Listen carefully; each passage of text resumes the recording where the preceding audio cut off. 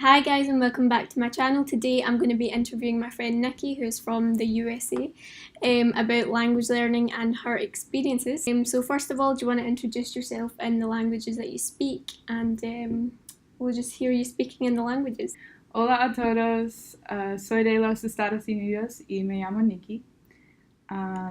大家好, 我是 Nikki. 안녕하세요, 여러분. 저는 미국 사람이에요.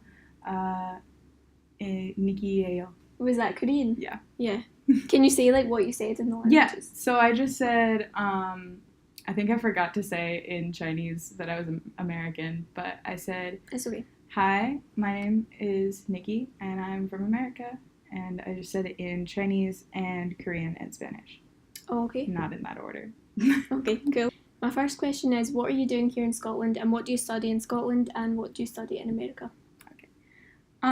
In Scotland, I'm only taking 2 classes. I took Advanced Latin American Studies, Spanish, Yeah. and linguistics, but my major in the States is teaching English to speakers of other languages, and then I have a minor in Spanish, and I'm just studying abroad for 1 semester here. So when did you first start learning languages, or when did you realise that you had an interest in learning languages?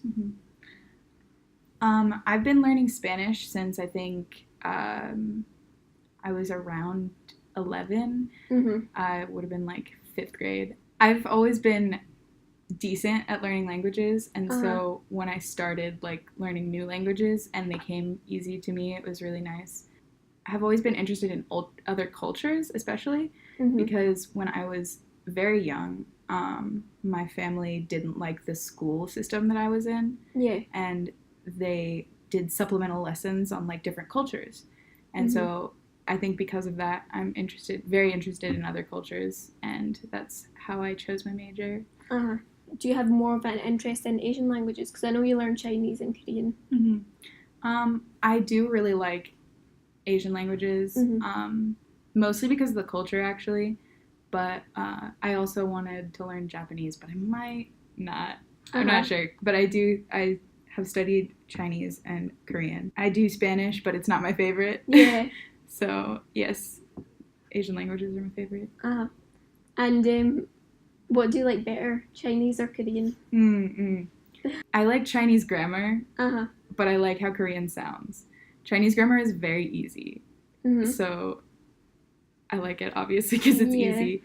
But then in Korean, it's very weird, but it sounds way cooler.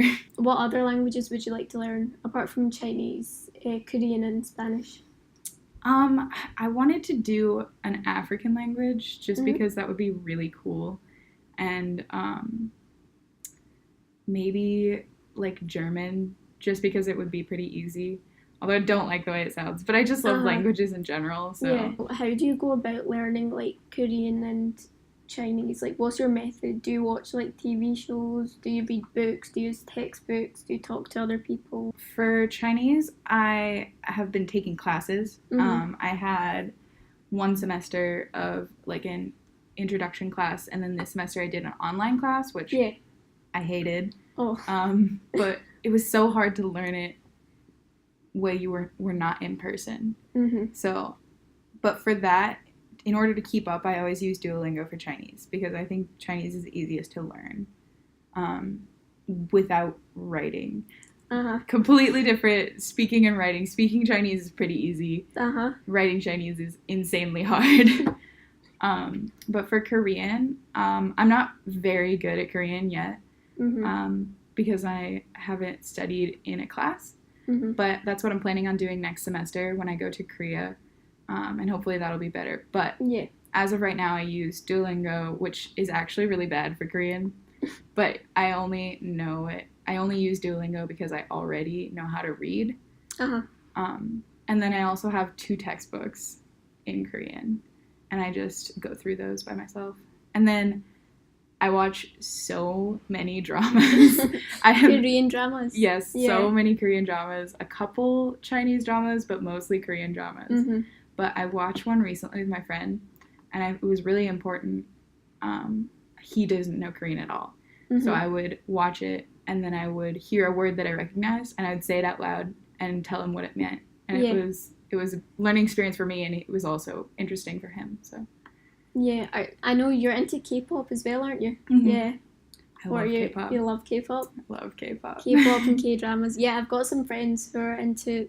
Oh well, when we were in high school, they were really into K-pop.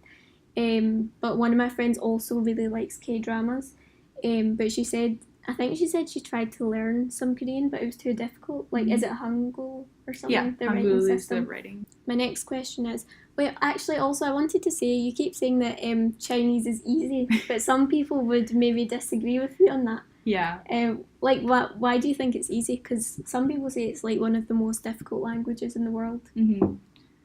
I think speaking is really easy because, I don't know if it's just because I'm really good at catching up, like, really easily, but speaking it is super easy because the grammar is very straightforward. Mm-hmm. It's slightly different than English, but it's pretty easy to pick up on. And then there's no tenses. Is there not? There's no tenses. I didn't know that. That's why I love Chinese, because you just use a particle that means the, like, time that you mean. Oh. Yeah. But then, like, let's say if there's no tenses, if I was to how does that make sense? I think, but, like, if I was to say, like, I wanted, like, would that be, like, the same thing you would say, or is it just context, or, like, how does that work? So for past tense especially there is one word that you use at the end of a past tense sentence that indicates that the action is over. Mm-hmm. So, like, if you were to say I want something, you could say 我要. It's okay. But 我要吃饭了. It's like, I want to eat food. I wanted to eat food. Le is the past particle. Oh, okay. My last question for you is, do you have any advice for language learners? Anything that you think that language learners should be doing? Especially for a new language that you don't know very much. Yes. Definitely practice every day. Even if you're just like, oh, I already know this. Just, especially with, like, Duolingo, which for some languages is really good. Yeah. Just go and review. Like, keep going over everything. Yes. Be consistent. Until you're, like, you know it so well that you couldn't even imagine forgetting it. Yeah. You just, like, know it off by heart. Yeah, yeah. And then otherwise, just watch shows just to get yourself familiar with the pronunciation. Yeah. Especially for Asian languages that are so different and you haven't heard those before. Okay, cool. So that's the end of this video. Thank you for being on my channel and doing this interview with me. I've done a few other interviews with a few of my other friends. If you guys want to check them out, I'll link them in the description box. But other than that, thank you so much for watching, and I'll see you in the next video. Ciao! My last question for you is, do you have any advice for language learners, or anything you think anything that you think that people who are learning tongue twisted, anything that you think that language learners to do should I really messed that one up.